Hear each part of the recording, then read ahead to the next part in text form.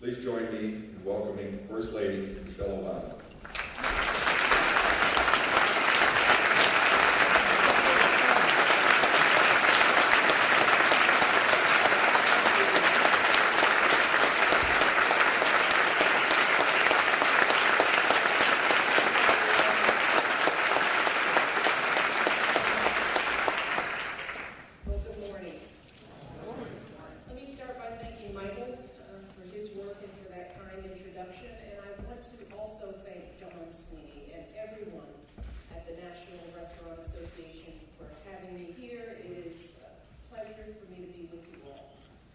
So today, I'm going to talk about food, which is something that all of you here today know a little bit about.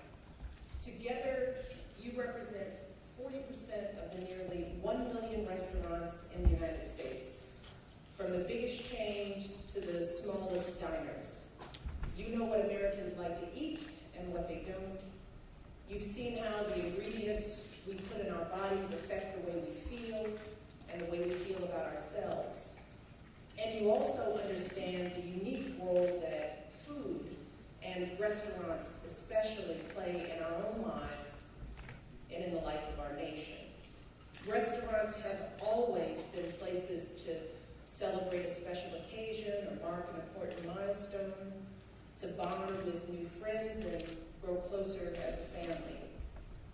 They provide a service to our communities unlike any other. And even as tastes and customs have changed over time, restaurants remain an incredibly dynamic part of our American story.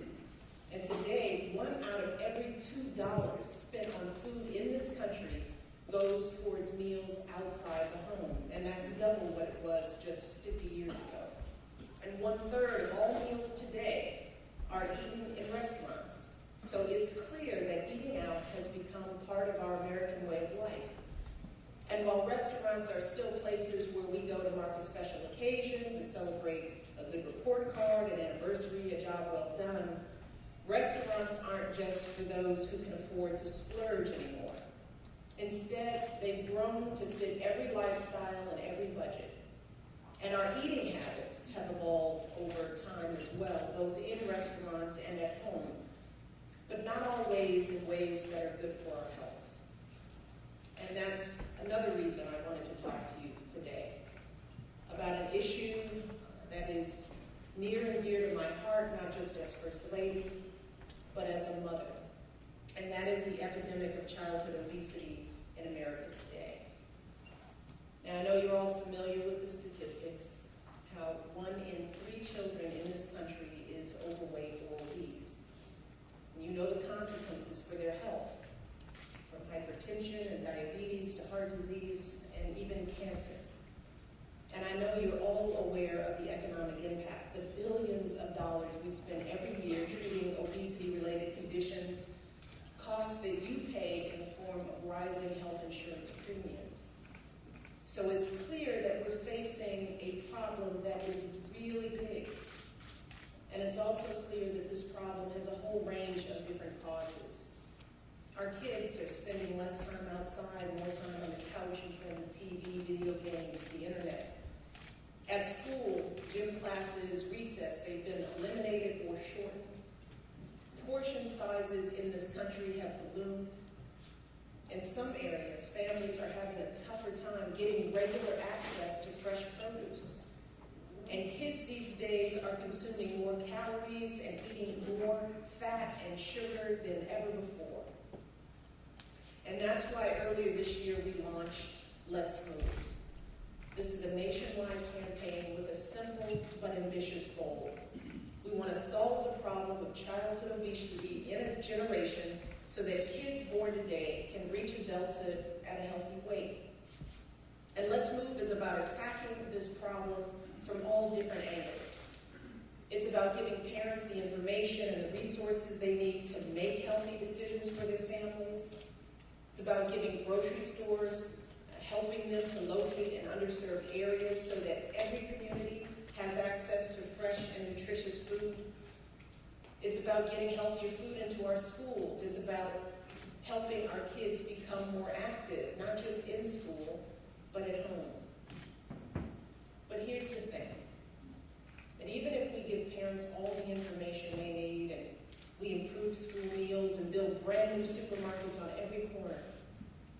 of that matters if, when families step into a restaurant, they can't make a healthy choice.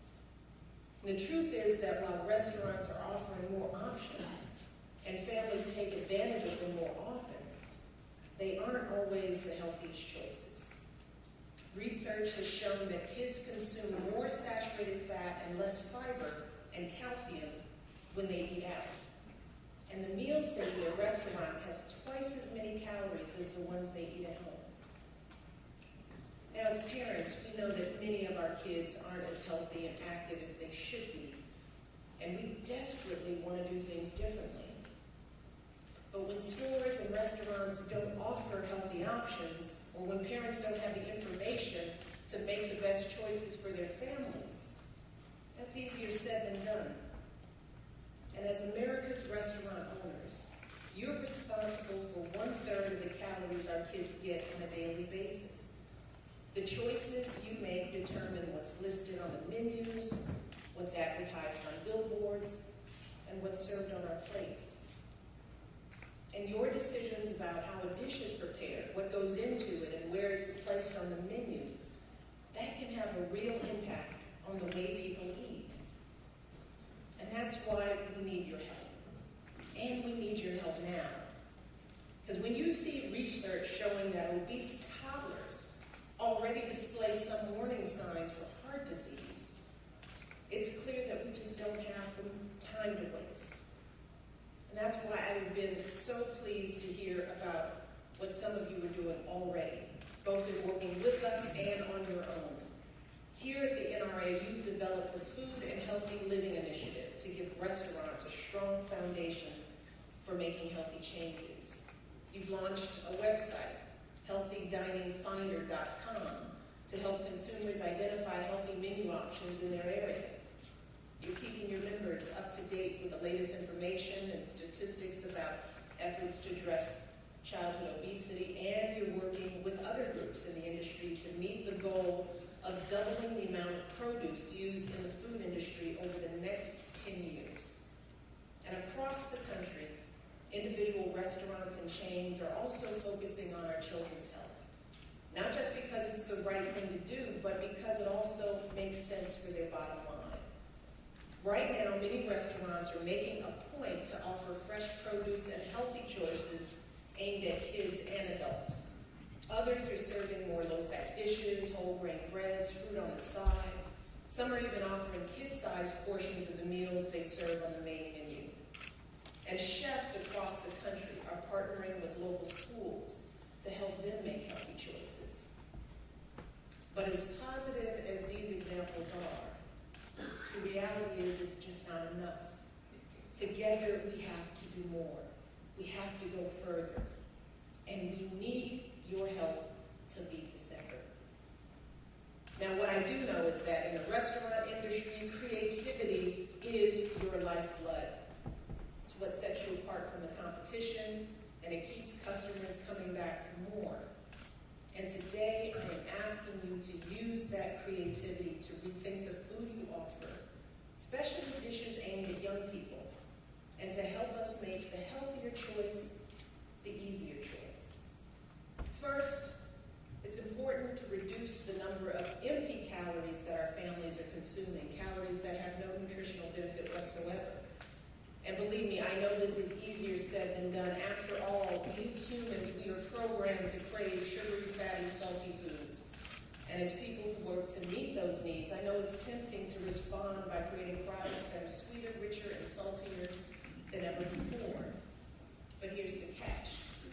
See, feeding those cravings doesn't just respond to people's natural desires, it actually helps shape them. The more these foods people eat, the more they're accustomed to that taste, and after a while, those unhealthy foods become a permanent part of their eating habits. But here's the good news. It can work the other way around just as easily.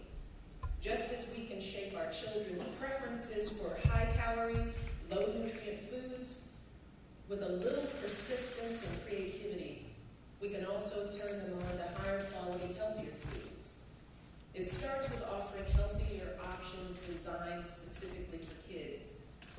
And today, no matter what kind of restaurant you visit, Italian, French, Mexican, American.